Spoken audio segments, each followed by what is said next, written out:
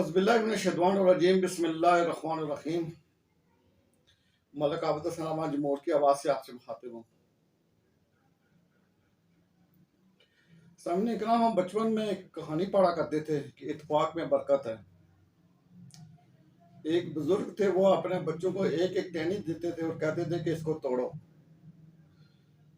जब वो उन्होंने उन चारों बेटों को एक एक टहनी दी, तो जब उन बच्चों ने एक एक टहनी तोड़ी तो वो टहनी उन्होंने तोड़ दी। फिर उन बुजुर्गों ने गट्ठा बना के बहुत सारी टहनी इकट्ठी करके सब बच्चों को दिए, बोला कि अब इन टहनियों को तोड़ो। उन चारों बच्चों ने जोर लगाया, लेकिन वो टहनियां वो नहीं तोड़ सके। वो लकड़ जब वो नहीं तोड़ सको, तो फिर उस वक्त उन बुजुर्गों ने कहा था कि ये आप लोगों के लिए सबक है कि इत्तेफाक में बरकत है। अगर आप इसी तरह इत्तेफाक से गट्ठे जुड़े रहेंगे तो आपको कोई भी शिकस्त नहीं दे पाएगा और आपको कोई भी तोड़ नहीं पाएगा। लेकिन अगर आप अकेले रहे और अकेले अकेले अपनी मनमानी करते रहे, तो अपनी अपनी ख्वाहिशात करते रहे, तो फिर आप टूट फूट का शिकार हो जाओगे। हमारा मुल्क भी मेरे भैया कुछ इसी तरह ही चल रहा है कि शुरू 1947 से लेके या 1956 आप कह लें, बहुत शुरू से लेके आज तक हमारी आर्मी में या हमारी स्टेब्लिशमेंट में इत्तेफाक और इताअत और एक रूल और रेगुलेशन के साथ वो चलते हैं। अपने रूल से बाहर भी लिखते हैं, लेकिन उनमें इत्तेफाक इतना है कि उन्हें कोई जुदा नहीं कर सकता, और जो उनके चीफ या सीनियर जो हुक्म देते हैं उन्हें वो बजा लाते हैं। और यही वजह है कि उनकी जो इताअत की ही वजह से आज तक इस मुल्क में एस्टेब्लिशमेंट के जो हदूद जो उन्होंने क्रॉस करते हैं, उन पे कोई उन्हें रोक नहीं पाया, क्योंकि उनमें इत्तेफाक है। हमारे सियासतदानों में बदइत्तेफाकी इतनी है कि एक दूसरे को बुरा भला कहना और इक़्तिदार के लालच के लिए कौमी असम्बली में, सेनेट में और सड़कों पे एहतजाज करना और एस्टेब्लिशमेंट की गोद में बैठना और एस्टेब्लिशमेंट को राज़ी करना, एस्टेब्लिशमेंट के हर हुक्म को मानना, ताबेदारी करना कि हमें इक़्तिदार मिल जाए। हमारे जितने भी इस वक्त जुल्फ़िकार अली भुट्टो से, जमहूरियत जुल्फ़िकार अली भुट्टो से शुरू हुई, जुल्फ़िकार अली भुट्टो से लेके बेनज़ीर से लेके नवाज शरीफ साहब से लेके इमरान खान से लेके ये शहबाज शरीफ तक, सारे ही लोग एस्टेब्लिशमेंट के कंधों पे बैठते इक़्तिदार में आए। और इस एस्टेब्लिशमेंट ने किसी न किसी तरह इन सब को इक़्तिदार से दूर भी किया और जेलों में बंद भी किया। और आज आप देखेंगे इमरान खान जो इस वक्त अटक जेल में यानी सजा काट रहे हैं, उसकी वजह सिर्फ यही है कि हमारे सियासतदानों में नाइत्तेफाकी की वजह से जो है हमारे सियासतदान जेलों में होते हैं, और जिन लोगों को जेलों में होना चाहिए वो बाहर बैठ के इक़्तिदार के मजे लूटते हैं।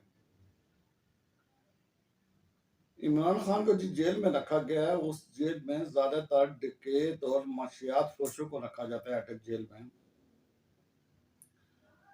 और बुशरा बीबी साहबा ने और इमरान खान के वकला ने ये खदशा जाहिर किया है कि अटक जेल में कहीं इमरान खान को कत्ल ना कर दिया जाए। दूसरी तरफ इमरान खान के जब वकला और जब बुशरा बीबी मिली, तो इमरान खान ने एक ही फरियाद की, एक ही हुक्म सादर फरमाया कि मुझे किसी तरह अटक जेल से निकाल के किसी दूसरे जेल मुंतकिल कर दिया जाए, इसलिए कि यहाँ ना पानी है, ना यहाँ बिजली है, या ना यहाँ मुझे कोई और सहूलियात मैसर है, ना मैं सो सकता हूँ, ना मैं बैठ सकता हूँ, और मैं सीख कर मैं तकलीफ में हूँ। लिहाजा मुझे किसी भी तरह कोर्ट से रिलीफ लेके मुझे एक क्लास हडियाले या लोकोट लखपत जेल भेज दिया जाए।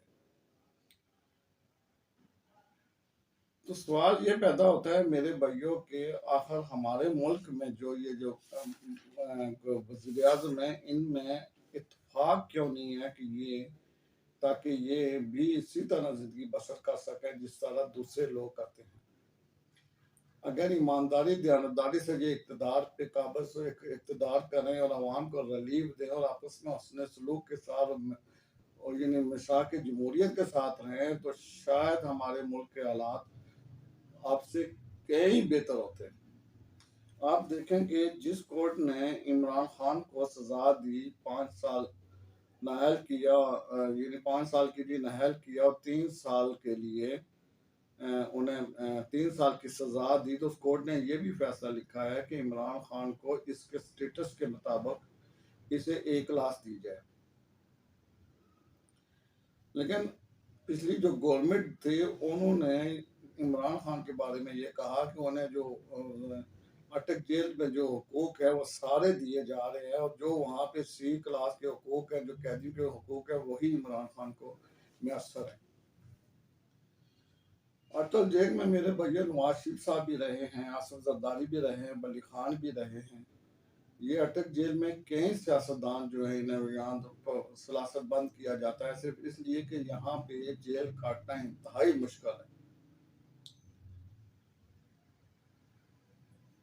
आप देखेंगे जिस तरह हुसैन सरवजी से लेकर आज तक जितने भी वजीर आजम है, कोई ऐसा वजीर आजम नहीं जिसने अपनी मुद्दत पूरी की और जो जेल ना गया हो।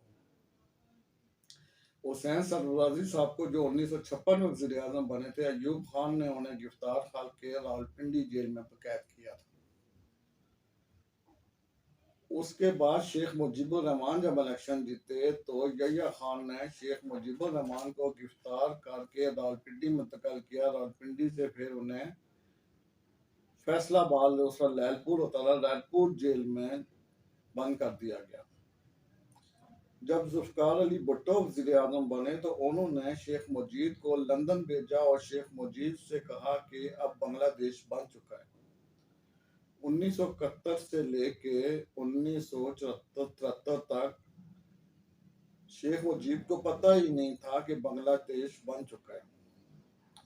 जुल्फ़िकार अली भुट्टो जब इक़्तिदार में आए तो जुल्फ़िकार अली भुट्टो को जब इक़्तिदार में आए तो फिर जब जनरल ज़िया ने मार्शल लॉ लगाया तो अहमद खान के कत्ल में जुल्फ़िकार अली भुट्टो को गिरफ्तार करके जेल में बंद कर दिया। जुल्फ़िकार अली भुट्टो के इस केस को जब पंजाब हाई कोर्ट ने सुना तो उन्होंने जुल्फ़िकार अली भुट्टो को रिहा कर दिया। रिहाई के 3 दिन के बाद जनरल ज़िया ने फिर जुल्फ़िकार अली भुट्टो को गिरफ्तार किया और मार्शल लॉ ऑर्डिनेंस लेकर आए, जिसके मुताबिक इसका भी यानी जुल्फ़िकार अली भुट्टो को किसी भी कोर्ट में अपील का हक ना था। फिर जुल्फ़िकार अली भुट्टो उसके बाद जिंदा वापस नहीं आए, बल्कि वो फिर कब्र में चले गए। भुट्टो की बेटी को भी जनरल ज़िया ने 2 बार जेल में रखा और फिर 1982 में उन्हें जलावतन करके मुल्क से बाहर भेज दिया और 1988 में मोहतरमा बेनज़ीर भुट्टो फिर वापस पाकिस्तान आई और जनरल ज़िया की वफात के बाद आई। मोहतरमा 2 साल बरसर इक़्तिदार रही, फिर उन्हें करप्शन के केस में बरतरफ कर दिया गया और नवाज शरीफ साहब को वज़ीर आज़म बना दिया गया।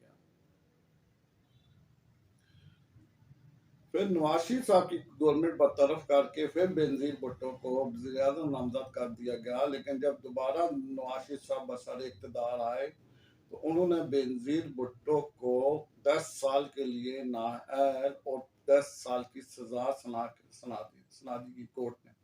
और मोहतरमा बेनज़ीर भुट्टो का मुल्क से बाहर थे और जरदारी साहब जो है वो जेल में थे। फिर परवेज मुशर्रफ को जब श्रीलंका से वापस पाकिस्तान दौरे से आ रहे थे तो नवाज शरीफ साहब ने उन्हें हटा के जब नया आर्मी चीफ बनाने की कोशिश की तो फिर फौज ने मार्शल लॉ लगा दिया और नवाज शरीफ साहब को अटक जेल में बंद कर दिया। नवाज शरीफ साहब को सजाए मौत हो गई। सऊदी अरब और लिबनान के तावन से नवाज शरीफ साहब को 10 साल के लिए जलावतन करके सऊदी अरब भेज दिया गया।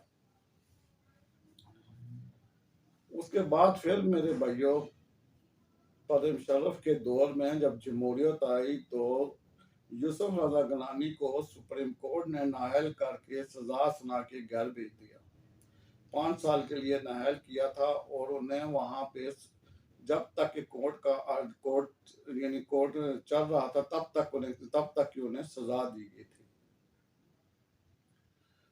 फिर नवाज शरीफ साहब जब बरसर इक़्तिदार आए तो 2013 से 2017 तक नवाज शरीफ साहब वज़ीर आज़म रहे और जब मैं नवाज़ शरीफ साहब को पनामा लीक में 10 साल के लिए 10 साल की सज़ा और ताहयात नाअहल करके जेल में बंद कर दिया गया।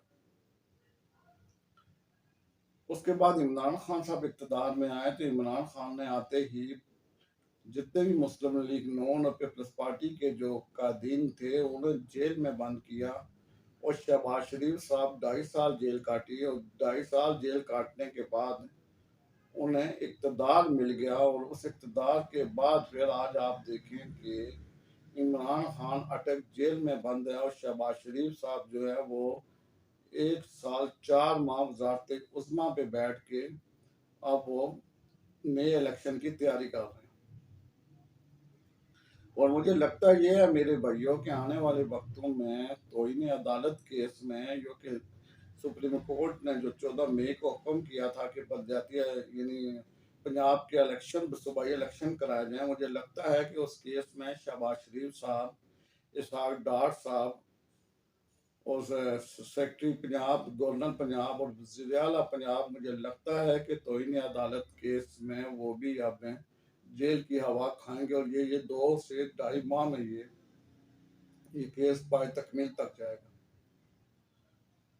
तो गुजारिश मैं ये करना चाहता हूँ कि अगर हमारे इन सियासतदानों में इत्तेफाक होता और इनमें अगर मिसाक जमहूरियत होती और अगर ये अवाम की ख्वाहिशात के मुताबिक अवाम की वोट से अब इक़्तिदार पे आकर अगर एस्टेब्लिशमेंट के कंधों पे ना बैठ के हुकूमत करते, तो शायद इनमें से कोई भी जेल में ना जाता, सिर्फ वही लोग जाते जो करप्शन करते।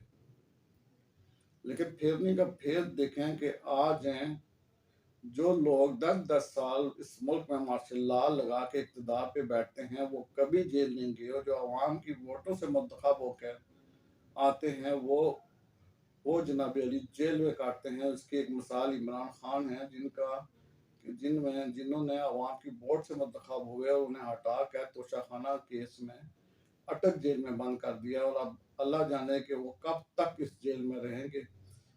ये सिर्फ इसलिए है कि हमारे सियासतदानों में इत्तेफाक नहीं है।